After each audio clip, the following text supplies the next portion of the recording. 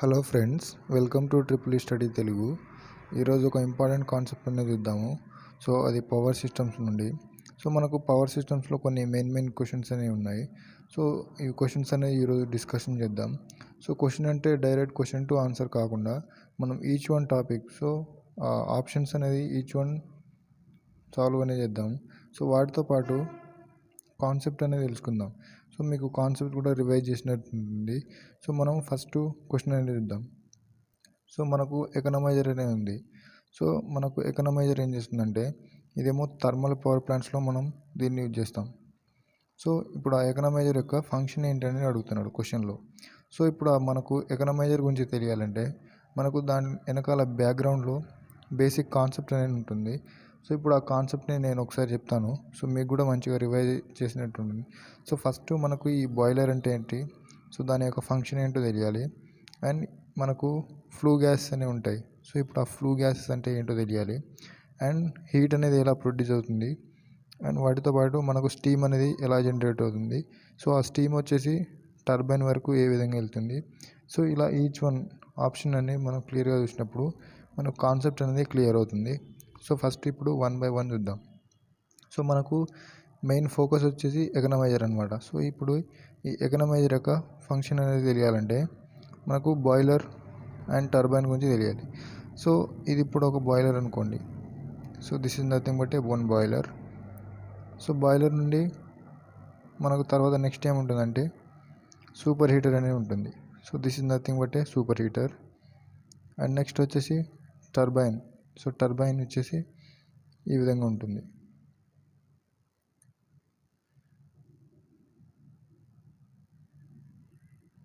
And next వచ్చేసి మనకు ఈ ఎకనమైజర్ని మెయిన్లీ మనం ఫోకస్ చేద్దాం. సో ఎకనమైజర్కి పైన ఎయిర్ ప్రీ హీటర్ అనేది ఉంటుంది. సో ఇప్పుడు 1 by 1 కాన్సెప్ట్ అనేది చూద్దాం. సో ఫస్ట్ మనకు ఈ ఎకనమైజర్ గురించి తెలియాలి.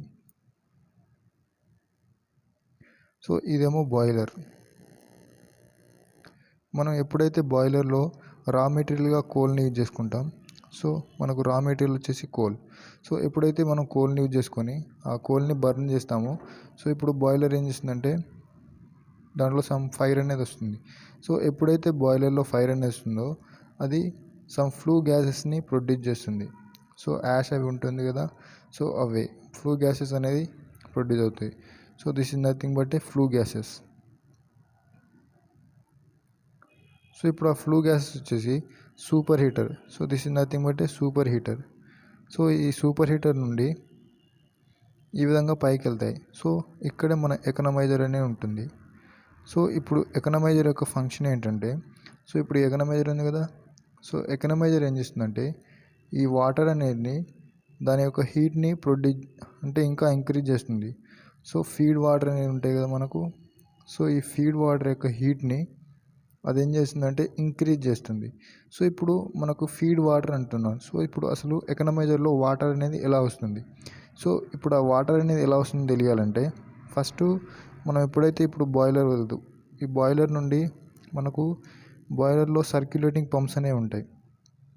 ఈ బాయిలర్లో నంబర్ ఆఫ్ ట్యూబ్స్ అనేవి ఉంటాయి. సో ఇప్పుడు ఇలా నంబర్ ఆఫ్ ట్యూబ్స్ అనేవి ఉంటాయి.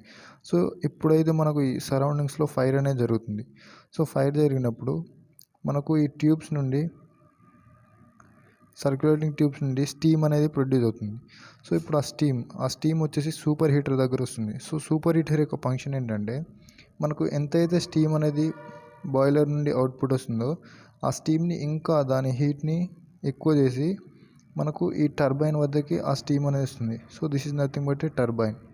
సో ఇప్పుడు ఆ టర్బైన్ నుండి మనం ఇక్కడ ఒక జనరేటర్ని సేమ్ షాఫ్ట్కి కప్లింగ్ చేస్తాం. So this is nothing but a one generator or alternator అనుకోండి. సో ఈ జనరేటర్కి కనెక్ట్ చేస్తాం.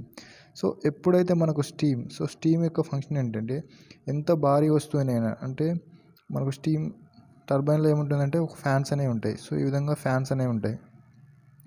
సో స్టీమ్కి ఆ నేచర్ అనేది ఉంటుంది.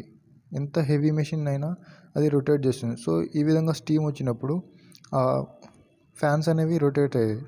సో ఇప్పుడు అలా ఆ టర్బైన్ నుండి ఆ స్టీమ్ వచ్చేసి మనకు కండెన్సర్ అనేది ఉంటుంది. సో టర్బైన్ కూడా అవుట్పుట్ ఉంటుంది కాబట్టి so this is nothing but A condenser. So ఆ కండెన్సర్లోకి వాటర్ అనేది వస్తాయి. సో అక్కడ నుండి మనకు కూలింగ్ టవర్స్ అనేవి ఉంటాయి. So this is nothing but A cooling tower అనుకోండి. సో ఇలా కూలింగ్ టవర్స్కి ఆ వేస్టేజ్ వాటర్ అనేది వెళ్తుంది. అండ్ ఇంకొక సైడ్ వచ్చేసి మనకు ఇలా సర్క్యులేటింగ్ పంప్స్ అనేవి ఉంటాయి ఇక్కడ. So this is nothing but A circulating pump. So ఈ సర్క్యులేటింగ్ పంప్స్ యొక్క ఫంక్షన్ ఏంటంటే, మనకి ఎప్పుడైతే టర్బైన్ నుండి వాటర్ అనేది ఇలా కండెన్సర్లోకి వస్తాయో, సమ్ వాటర్ వచ్చేసి ఇలా ఎకనమైజర్కి దాన్ని ఇన్పుట్లో ఇస్తాం.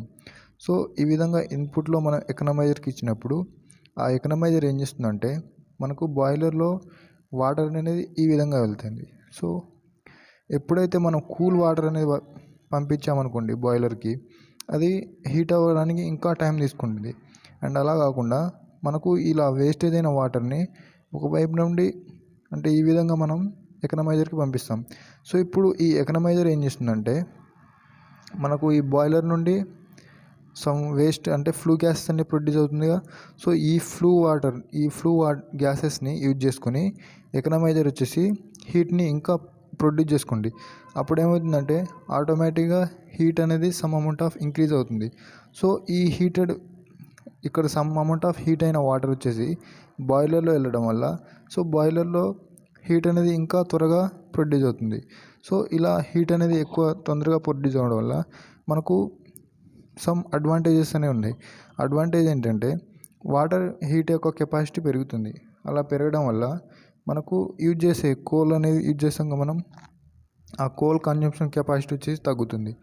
సో ఎప్పుడైతే మనం ఎకనమైజర్లో నుండి ఆ ఫ్లూ గ్యాస్ అనేది ఇలా ఎయిర్ ప్రీ హీటర్లో వెళ్తుంది. సో ఇది nothing but air pre heater. So air pre heater నుండి మనకు పైన చిమ్నీ అనేది ఉంటుంది. So this is nothing but chimney. ఆ చిమ్నీ నుండి ఆ ఫ్లూ గ్యాస్ అనేది అవుట్ సైడ్లో వెళ్తాయి.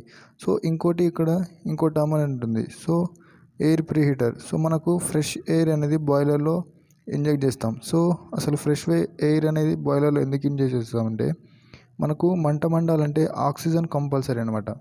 సో ఇప్పుడు నిప్పు పుట్టాలంటే గాలి కంపల్సరీ, కామన్ లాంగ్వేజ్లో మాట్లాడుకుంటే. సో ఆ విధంగా మనకు ఫ్రెష్ ఎయిర్ని బాయిలర్లో ఇంజెక్ట్ చేస్తాం. సో దాని మీద మనకు బర్నింగ్ అనేది జరుగుతుంది ఎక్కడంటే బాయిలర్లో. సో ఈ విధంగా ఎకనమైజర్ని యూజ్ చేసుకుని మనం వాటర్ని అంటే ఫీడ్ వాటర్ యొక్క కెపాసిటీని మనం ఇంక్రీజ్ చేస్తాం. సో ఇది మీకు కాన్సెప్ట్ అనేది ఈ విధంగా టెక్నికల్ లాంగ్వేజ్లో అర్థం కాకపోతే ఇంకా సింపుల్గా చెప్పొచ్చు. సో మన దగ్గర ఒక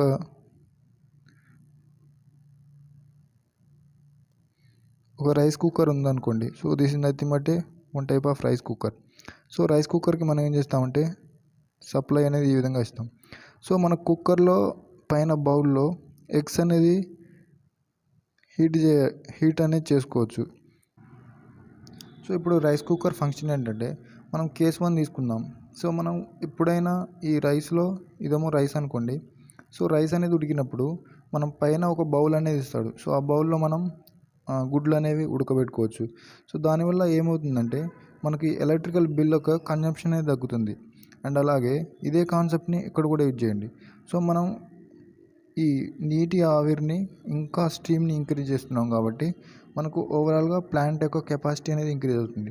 సో 15 to 20% కోల్ యొక్క కన్జంప్షన్ అనేది తగ్గుతుంది. సో ఎప్పుడైతే మనకు కోల్ కన్జంప్షన్ అనేది తగ్గిందో, సో ఓవరాల్గా మనకు ప్లాంట్ యొక్క ఎఫిషియన్సీ వచ్చేసి ఇంక్రీజ్ అవుతుంది. సో ఈ విధంగా ప్లాంట్ యొక్క ఎఫిషియన్సీ ఇంక్రీజ్ అవ్వాలంటే మనం ఎకనమైజర్ని యూజ్ చేస్తాం. సో ఇన్ని అడ్వాంటేజెస్ ఉన్నాయి కాబట్టి మనం ఎకనమైజర్ని ఇక్కడ యూజ్ చేస్తాం అనమాట. సో ఇప్పుడు క్వశ్చన్లో చూద్దాం. సో ఇప్పుడు ఎకనమైజర్ యొక్క ఫంక్షన్ ఏంటి అడుగుతున్నాడు. సో ఎకనమైజర్ ఏం చేస్తుందంటే, ఫస్ట్ ఆప్షన్ చూడండి, heat steam from boiler. So మనకు బాయిలర్ నుండి స్టీమ్ అనేది అసలు సంబంధమే లేదు. సో మనకు ఏమంటున్నాడు, బాయిలర్ నుండి హీట్ అనేది ప్రొడ్యూస్ అవుతుంది అన్నాడు. సో అది హీట్ ప్రొడ్యూస్ అవుతుంది కానీ మనకు దీనికి ఎకనమైజర్కి సంబంధమే లేదు. సో నెక్స్ట్ ఆప్షన్ చూడండి. So heat air fuel mixture. So heat air fuel mixture అంటుండు. సో ఇది కూడా కాదనమాట. So heat stream taken out from turbine. So turbine నుండి తీసుకుని మనం కండెన్సర్లో యూజ్ చేస్తాం. సో ఇప్పుడు సెకండ్ ఆప్షన్ చూడండి, heat feed water using flu gases. So this is the correct answer అనమాట. మనం ఎప్పుడైతే ఆ బాయిలర్ నుండి వచ్చే ఫ్లూ గ్యాసెస్ని యూజ్ చేసుకొని ఆ వాటర్ని ఇంకా హీట్ చేస్తాం. So this is the function of economiser. So ఈ విధంగా మనం దీన్ని సాల్వ్ చేయొచ్చు.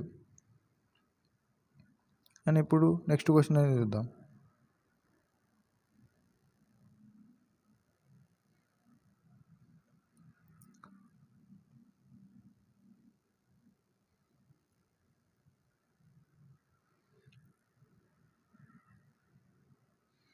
సో నెక్స్ట్ క్వశ్చన్ ఏమంటున్నాడంటే the type of turbine. So మనకు పవర్ ప్లాంట్స్లో టర్బైన్స్ అనేది యూజ్ చేస్తాం. సో మనకి ఈ ఏ పవర్ ప్లాంట్ అంటే hydro electric power plant. So hydro electric power ప్లాంట్లో మనము వాటర్ హెడ్స్ యొక్క రేంజెస్ అనేవి ఉంటాయి. సో 70 to 500 మీటర్స్ ఉన్నప్పుడు మనం ఏ టర్బైన్ని యూజ్ చేస్తామని క్వశ్చన్ అడుగుతున్నాడు. సో మనకి ఇక్కడ కొన్ని టర్బైన్స్ అనేవి ఇచ్చారు. So Pelton, Kaplan, Francis and propeller. So వీటిలో 70 to 500 హెడ్స్ ఉన్నప్పుడు వాటి యొక్క వాటర్ యొక్క రేంజ్ యొక్క మీడియంని ఎంత యూజ్ చేస్తూ ఉంటుంది. సో మనం దీని వెనకాల కొంచెం బ్యాక్గ్రౌండ్ అనేది చదువుదాం. సో ఫస్ట్ మనం హైడ్రో ఎలక్ట్రిక్ పవర్ ప్లాంట్ ఉంటున్నాం. So hydro electric power plant ఎలా ఉంటుందంటే, సో మీకు బేసిక్గా క్వశ్చన్ అనేది అడుగుతారు. సో ఫస్ట్ ఏం అడుగుతారంటే ఈ హైడ్రో ఎలక్ట్రిక్ పవర్ ప్లాంట్ వచ్చేసి మనం హిల్ ఏరియాస్లోనే కన్స్ట్రక్ట్ చేద్దాం. సో ఫస్ట్ మనకు ఎప్పుడైనా ఈ హైడ్రో పవర్ ప్లాంట్స్ వచ్చేసి హిల్ ఏరియాస్లోనే ఉంటాయి. సో కొండలు ఎక్కడైతే ఉంటాయో అక్కడే ఉంటాయి. రీజన్ ఏంటంటే మనకు వాటర్ యొక్క స్టోరేజ్ కెపాసిటీని ఎక్కువ ఉండాలి. సో ఈ విధంగా వాటర్ యొక్క స్టోరేజ్ కెపాసిటీ ఎక్కువ ఉండాలంటే సో మనం హిల్ ఏరియాస్నే యూజ్ చేసుకుంటాం. ఎందుకంటే ఇక్కడ క్యాచ్మెంట్ ఏరియా, సో వాటర్ యొక్క స్టోరేజ్ క్యాచ్మెంట్ ఏరియా అనేది ఎక్కువ ఉంటుంది. సో ఇప్పుడు ఆ క్యాచ్మెంట్ ఏరియా ఎక్కువ ఉన్నప్పుడు మనం ఇక్కడ ఒక రిజర్వాయర్ని కన్స్ట్రక్షన్ చేద్దాం. సో ఇప్పుడు ఆ రిజర్వాయర్ నుండి సమ్ గేట్స్ అనేవి ఉంటాయి. సో ఇప్పుడు ఆ గేట్స్ నుండి so this is nothing but a pen stock.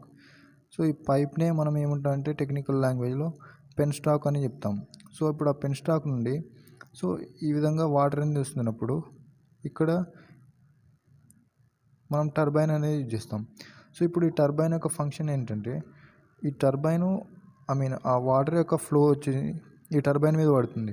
So ఎప్పుడైతే ఈ టర్బైన్ మీద పడుతుందో అప్పుడు టర్బైన్లో రొటేషన్ అవుతుంది. సో ఈ రొటేషన్కి మనం జనరేటర్ని కనెక్ట్ చేస్తాం. సో ఎప్పుడైతే జనరేటర్ని కనెక్ట్ చేసామో ఇప్పుడు జనరేటర్ యొక్క షాఫ్ట్ వచ్చేసి రొటేట్ అవుతుంది. అక్కడ నుండి మనం సప్లై అనేది తీసుకుంటాం. So step up transformers use చేసుకుని ఇలా స్టెప్ అప్ ట్రాన్స్ఫార్మర్ యూజ్ చేసుకొని అక్కడ నుండి మనకు సప్లై అనేది ఎక్కడైతే డిమాండ్ ఉంటుందో ఆ విధంగా వెళ్తుంది. సో ఇప్పుడు మనం ఈ టర్బైన్ని ఫోకస్ చేద్దాం. సో ఎప్పుడైతే ఈ టర్బైన్ మీద వాటర్ అనేవి వస్తాయో తర్వాత ఈ వాటర్ వచ్చేసి ఇలా ఇరిగేషన్ సైడ్ అనేది మనం యూజ్ చేసుకుంటాం. సో ఇప్పుడు ఈ వాటర్ ఈ ప్లాంట్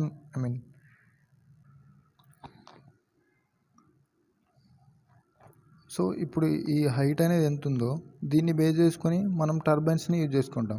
సో ఇప్పుడు వాటర్ యొక్క హైట్ ఎంత 70 మీటర్స్ నుండి 500 మీటర్స్ ఉన్నప్పుడు మనం ఏ టర్బైన్ని యూజ్ చేసుకుంటున్నామో అదే క్వశ్చన్ అడుగుతున్నాడు. సో ఇప్పుడు ఈ టర్బైన్ని మనం 1 by 1 చూద్దాం. సో ఫస్ట్ మనకు హై హెడ్, సో వాటర్ యొక్క హెడ్ అనేది ఎక్కువ ఉన్నప్పుడు మనం ఫస్ట్ ఆప్షన్ చూద్దాం. సో పెల్టాన్ వీల్ వచ్చేసి ఎప్పుడైనా హై వాటర్ సో 500 to 2000 ఉన్నప్పుడు మనం పెల్టాన్ యూజ్ చేసుకుంటాం. సో ఇది వచ్చేసి వాటర్ యొక్క రేంజ్ అంటే వాటి యొక్క హెడ్ ఎక్కువ ఉన్నప్పుడు మనం పెల్టాన్ టర్బైన్ని యూజ్ చేసుకుంటాం. దాని యొక్క రేంజ్ ఏంటంటే 500 to 2000 ఉంటే దాన్ని యూజ్ చేసుకుంటాం. సో ఇప్పుడు నెక్స్ట్ చూద్దాం. సో కెప్లాన్ వచ్చేసి లో వాటికేమో పెల్టాన్ వచ్చేసి హై వాటికి యూజ్ చేస్తాం. లో ఇన్ ద సెన్స్ మనకు ఒక 30 మీటర్స్ అని ఉందనుకో, దానికన్నా తక్కువ ఉన్న వాటికేమో కెప్లాన్ యూజ్ చేసుకుంటాం. So Francis is nothing but ఇదేమో 30 కన్నా 500 ఇన్ బిట్వీన్ ఉంటే అక్కడేమో ఫ్రాన్సిస్ని యూజ్ చేసుకుంటాం. అండ్ ఇంకా చాలా తక్కువ కేసులో 30 కన్నా తక్కువ ఉంటే అక్కడేమో మనం ప్రొపెల్లర్ని యూజ్ చేసుకుంటాం. సో ఇప్పుడు మన రేంజ్ వచ్చేసి 70 to 50 మీటర్స్ అనేవి ఉంది. సో 70 to 50 మీటర్స్ ఎక్కడ వస్తుందంటే ప్రొపెల్లర్ వస్తుంది. సో ఇప్పుడు ఆన్సర్ ఏంటంటే దీనికి మనం ప్రొపెల్లర్ టర్బైన్ని యూజ్ చేసుకుంటాం. So this is the answer. Francis టర్బైన్ని యూజ్ చేసుకుంటాం. ఇప్పుడు 70 to 500 బిట్వీన్ ఉంటే మనం ఫ్రాన్సిస్ టర్బైన్ని యూజ్ చేసుకుంటాం. కన్జ్యూమర్, సో ఎవరో ఒక కన్జ్యూమర్ అనుకోండి for example. So this is nothing but one consumer. అతను ఏం చేస్తున్నాడంటే he consumes the 600 kWh per day. ఒక రోజులో 600 kWh per day load is consumption. So మనకు లోడ్ ఫ్యాక్టర్ అనేది ఇచ్చాడు. సో లోడ్ ఫ్యాక్టర్ ఎంతంటే 0.5 without increasing maximum demand. So అతను డిమాండ్ అనేది ఇంక్రీజ్ చేయకుండా ఉన్నప్పుడు the consumer increases the load factor. So maximum demand అనేది సేమ్ ఉంది, బట్ లోడ్ యొక్క ఫ్యాక్టర్ వచ్చేసి ఇంక్రీజ్ అయింది. ఎంత అంటే ఫస్ట్ 0.5 ఉండే, సో ఇప్పుడు 0.8 అనేది వచ్చింది. సో అప్పుడు అతను కన్జ్యూమ్ చేసిన ఎనర్జీ వచ్చేసి kWh ఫైండ్ అవుట్ చేయమన్నాడు. సో ఇప్పుడు లోడ్ యొక్క కన్జంప్షన్, సో మనకి ఇక్కడ 3 టర్మ్స్ అనేవి వస్తున్నాయి. సో ఏమేమంటే load factor, maximum demand and kWh. So ఇవి అర్థం అవ్వాలంటే మనం దీన్ని గ్రాఫికల్ రిప్రజెంటేషన్లో చూద్దాం. సో గ్రాఫికల్ రిప్రజెంటేషన్ అంటే సో ఇదేమో kWhలో తీసుకుందాం. సో ఇదేమో y యాక్సిస్ kWhలో, x యాక్సిస్ని మనం టైంలో తీసుకుందాం. So this is nothing but a base load. So base లోడ్గా ఎందుకు తీసుకుంటామంటే ఆన్ అండ్ యావరేజ్గా పర్ డే కన్జంప్షన్ వచ్చేసి దీన్ని బేస్ లోడ్గా తీసుకుంటాం. సో ఇప్పుడు ఈ బేస్ లోడ్ అంటే మనకు ఒక ఆఫీస్ మ్యాన్, సో ఈ పర్సన్ అనే అతను తన ఆఫీస్కి వెళ్తాడు అనుకోండి. సో ఆఫీస్కి 9కి వెళ్ళి ఒక 6కి వస్తారనుకోండి. సో ఈ టైం పీరియడ్లో ఆ ఫ్యాన్స్ స్విచ్ లోడ్ అనేది 0, సో లోడ్ అనేది ఉండదు. సో మనం ఆన్ అండ్ యావరేజ్గా దీన్నేమో బేస్ లోడ్గా కన్సిడర్ చేసుకుంటాం. సో ఇప్పుడు బేస్ లోడ్ కాకుండా మనకు ఒక్కోసారి ఏమవుతుందంటే సో ఇలా వేవ్స్ అనేవి వస్తాయి.